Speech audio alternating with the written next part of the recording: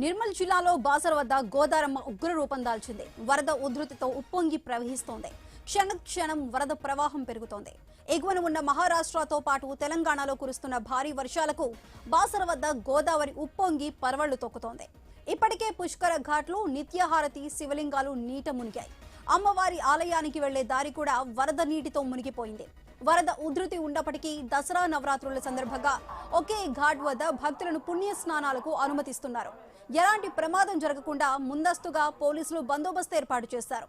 గోదావరి పరివాహక ప్రాంతంలో వేలాది ఎకరాల పంట పొలాలు నీట మునిగాయి. దీంతో రైతులు లబోదిబోమంటున్నారు. అటు ప్రజలు అప్రమత్తంగా ఉండాలని పోలీస్, రెవెన్యూ అధికారులు హెచ్చరిస్తున్నారు.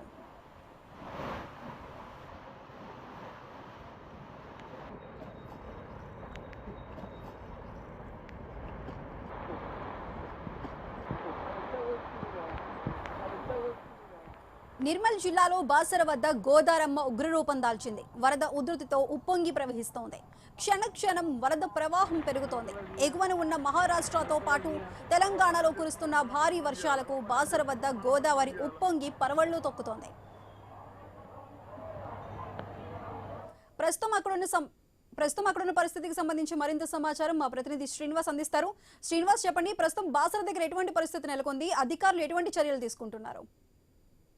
సుధా, ఎగువన మహారాష్ట్రలో కురుస్తున్న వర్షాలతో అయితే బాసర వద్ద గోదావరి అయితే ఉగ్రరూపం దాల్చి ప్రవహిస్తోంది. క్షణంకు పెరుగుతున్న వరద ప్రవాహంతో అయితే బాసర గ్రామంతో పాటు ఇటు గోదావరి తీర ప్రాంత ప్రజలైతే ఆందోళన చెందుతున్న పరిస్థితులు అయితే ఉన్నాయి. ఇప్పటికే బాసర తీరంలో ఉన్నటువంటి పుష్కర ఘాట్లతో పాటు నిత్యహారతి శివలింగాలు అయితే పూర్తిగానైతే ఇటు వరద నీటిలో మునిగిపోయాయి. మరోవైపు గోదావరి బ్యాక్ వాటర్ తోటి కూడా ఆలయానికి వెళ్లే ప్రధాన రహదారి కూడా పూర్తిగా వరద నీటితోటి నిండిన పరిస్థితులు అయితే ఉన్నాయి. అధికారులు ఆ భక్తులను అయితే పుష్కర ఘాట్ల వద్ద అయితే పుణ్య స్నానాలకైతే అనుమతించే పరిస్థితులు అయితే ఉండగా ఎవరు కూడా అటువైపు వెళ్లకుండా పోలీసులతో పాటు రెవెన్యూ అధికారులు భారీ బందోబస్తు ఏర్పాటు చేశారు. బారికేడ్లు కూడా ఏర్పాటు చేసిన పరిస్థితులు అయితే ఉన్నాయి. గోదావరి తీర ప్రాంతంలో ఇప్పటికే వేలాది ఎకరాలు అయితే పంట చేలు అయితే పూర్తిగా ఈ వరద నీటిలో మునిగిపోయిన పరిస్థితులు అయితే ఉన్నాయి. మండల కేంద్రంలోని గోదావరి పరివాహ ప్రాంతాలకు గ్రామాలకైతే అధికారులు హెచ్చరికలు అయితే జారీ చేశారు. ప్రజలు అప్రమత్తంగా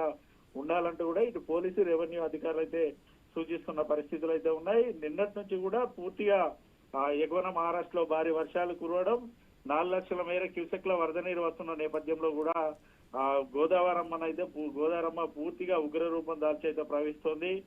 దీంతో దాదాపుగా 2 రోజుల నుంచి పూర్తిగా ఆలయానికి వెళ్లే ప్రధాన రహదారి వరద నీటితోటి నిండిపోవడంతో అయితే బాసరలోనైతే పూర్తిగా భక్తులు లేకనైతే వెలవెలబోతున్న పరిస్థితులు అయితే ఉన్నాయి. దాదాపుగా నవరాత్రులు ప్రారంభమై ఈ రోజుతోటి 4 రోజులు గడుస్తున్నప్పుడు కూడా ఇటు భక్తులు రాకపోవడంతో అయితే పూర్తిగా వ్యాపారస్తులు అయితే పూర్తి స్థాయిలో తాము నష్టపోతున్నామంటూ వారైతే చెప్తున్న పరిస్థితులు అయితే ఉన్నాయి. దాదాపుగా గోదావరికి గంటకి వరద ప్రవాహం పెరుగుతున్న నేపథ్యంలోనైతే ఇప్పటికైతే ప్రస్తుతానికి గోదావరి తీర ప్రాంత ప్రజలతో పాటు లోతట్ట ప్రాంత ప్రజలనైతే అప్రమత్తం అయితే చేస్తున్నారు. ఖచ్చితంగా ప్రతి ఒక్కరు కూడా అలర్ట్ ఉండాలి. అత్యవసరమైతే ఆ టోల్ ఫ్రీ నెంబర్ కాల్ చేయాలంటూ కూడా అధికారులు అయితే సూచనలు చేస్తున్నారు. సుధా.